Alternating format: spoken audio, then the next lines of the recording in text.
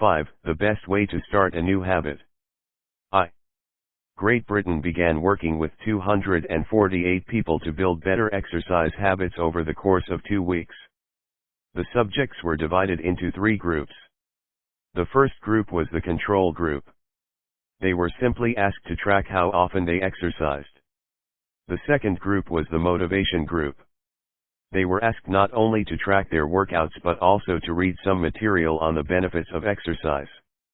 The researchers also explained to the group how exercise could reduce the risk of coronary heart disease and improve heart health. Finally, there was the third group. These subjects received the same presentation as the second group, which ensured that they had equal levels of motivation. However, they were also asked to formulate a plan for when and where they would exercise over the following week. Specifically, each member of the third group completed the following sentence: during the next week, I will partake in at least 20 minutes of vigorous exercise on day at time in place. In the first and second groups, 35 to 38% of people exercised at least once per week. Interestingly, the motivational presentation given to the second group seemed to have no meaningful impact on behavior. But 91% of the third group exercised at least once per week, more than double the normal rate. In 2001, researchers in the sentence they filled out is what researchers refer to as an implementation intention, which is a plan you make beforehand about when and where to act. That is, how you intend to implement a particular habit. The cues that can trigger a habit come in a wide range of forms: the feel of your phone buzzing in your pocket, the smell of chocolate chip cookies, the sound of ambulance sirens, but the 2 most common cues are time and location. Implementation intentions leverage both of these cues. Broadly speaking, the format for creating an implementation intention is: when situation X arises, I will perform response Y. Hundreds of studies have shown that implementation intentions are effective for sticking to our goals, whether it's writing down the exact time and date of when you will get a flu shot or recording the time of your colonoscopy appointment. They increase the odds that people will stick with habits like recycling, studying, going to sleep early, and stopping smoking. Researchers have even found that voter turnout increases when people are forced to create implementation intentions by answering questions like, what route are you taking to the polling station? At what time are you planning to go? What bus will get you there? Other successful government programs have prompted citizens to make a clear plan to send taxes in on time or provided directions on when and where to pay late traffic bills. The punchline is clear: people who make a specific plan for when and where they will perform a new habit are more likely to follow through. Too many people try to change their habits without these basic details figured out. We tell ourselves, I'm going to eat healthier or I'm going to write more, but we never say when and where these habits are going to happen. We leave it up to chance and hope that we will just remember to do it or feel motivated at the right time. An implementation intention sweeps away foggy notions like I want to work out more or I want to be more productive or I should vote, and transforms them into a concrete plan of action. Many people think they lack motivation when what they really lack is clarity. It is not always obvious when and where to take action. Some people spend their entire lives waiting for the time to be right to make an improvement. Once an implementation intention has been set, you don't have to wait for inspiration to strike. Do I write a chapter today or not? Do I meditate this morning or at lunch? When the moment of action occurs, there is no need to make a decision. Simply follow your predetermined plan. The simple way to apply this strategy to your habits is to fill out this sentence: I will behavior at time in location. Meditation. I will meditate for 1 minute at 7 a.m. in my kitchen. Studying. I will study Spanish for 20 minutes at 6 p.m. in my bedroom. Exercise. I will exercise for 1 hour at 5 p.m. in my local gym. Marriage. I will make my partner a cup of tea at 8 a.m. in the kitchen. If you aren't sure when to start your habit, try the first day of the week, month, or year. People are more likely to take action at those times because hope is usually higher. If we have hope, we have a reason to take action. A fresh start feels motivating. There is another benefit to implementation intentions. Being specific about what you want and how you will achieve it helps you say no to things that derail progress, distract your attention, and pull you off course. We often say yes to little requests because we are not clear enough about what we need to be doing instead. When your dreams are vague, it's easy to rationalize little exceptions all day long and never get around to the specific things you need to do to succeed. Give your habits a time and a space to live in the world. The goal is to make the time and location so obvious that, with enough repetition, you get an urge to do the right thing at the right time, even if you can't say why. As the writer Jason Zweig noted, obviously you're never going to just work out without conscious thought. But like a dog salivating at a bell, maybe you start to get antsy around the time of day you normally work out. There are many ways to use implementation intentions in your life and work. My favorite approach is one I learned from Stanford professor B.J. Fogg, and it is a strategy one referred to as habit stacking. Habit stacking, a simple plan to overhaul your habits. The French philosopher Denis Diderot lived nearly his entire life in poverty, but that all changed one day in 1765. Diderot's daughter was about to be married and he could not afford to pay for the wedding. Despite his lack of wealth, Diderot was well known for his role as the co-founder and writer of Encyclopédie, one of the most comprehensive encyclopedias of the time. When Catherine the Great, the Empress of Russia, heard of Diderot's financial troubles, her heart went out to him. She was a book lover and greatly enjoyed his encyclopedia. She offered to buy Diderot's personal library for £1,000, more than $150,000 today. Suddenly, Diderot had money to spare. With his new wealth, he not only paid for the wedding but also acquired a scarlet robe for himself. Diderot's scarlet robe was beautiful. So beautiful, in fact, that he immediately noticed how out of place it seemed when surrounded by his more common possessions. He wrote that there was no more coordination, no more unity, no more beauty between his elegant robe and the rest of his stuff. Diderot soon felt the urge to upgrade his possessions. He replaced his rug with one from Damascus. He decorated his home with expensive sculptures. He bought a mirror to place above the mantel, and a better kitchen table. He tossed aside his old straw chair for a leather one. Like falling dominoes, one purchase led to the next. Diderot's behavior is not uncommon. In fact, the tendency for one purchase to lead to another one has a name: the Diderot effect. The Diderot effect states that obtaining a new possession often creates a spiral of consumption that leads to additional purchases. You can spot this pattern everywhere. You buy a dress and have to get new shoes and earrings to match.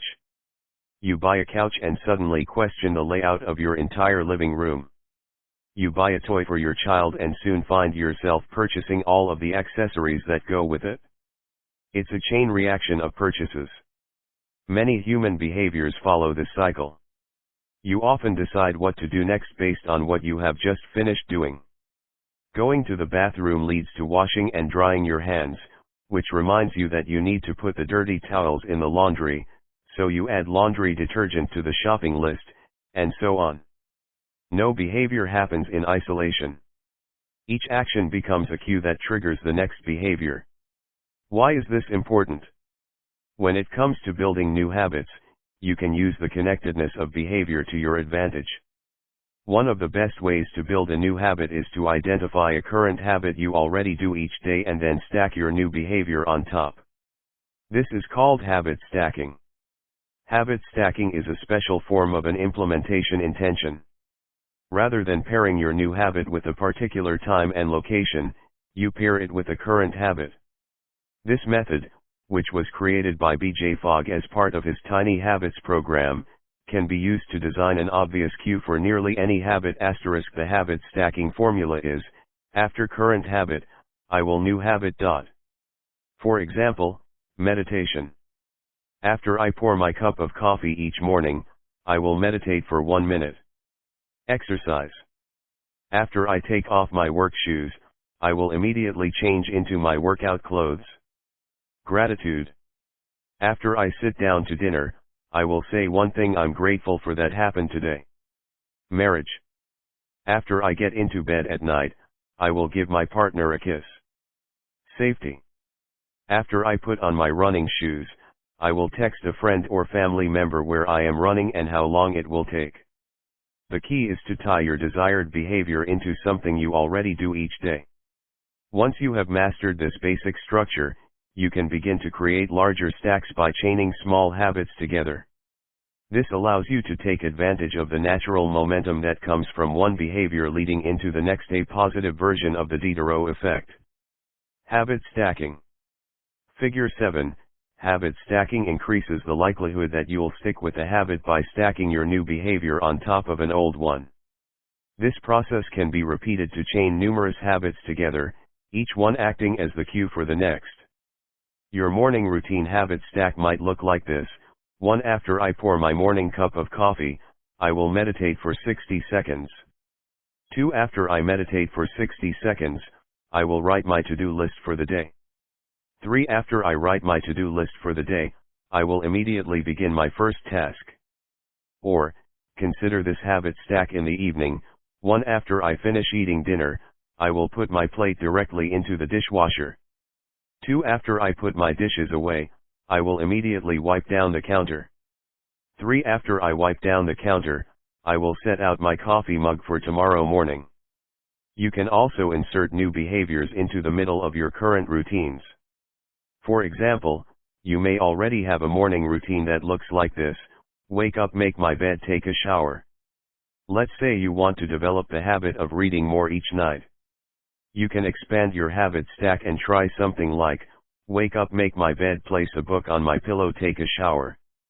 Now, when you climb into bed each night, a book will be sitting there waiting for you to enjoy. Overall, habit stacking allows you to create a set of simple rules that guide your future behavior. It's like you always have a game plan for which action should come next.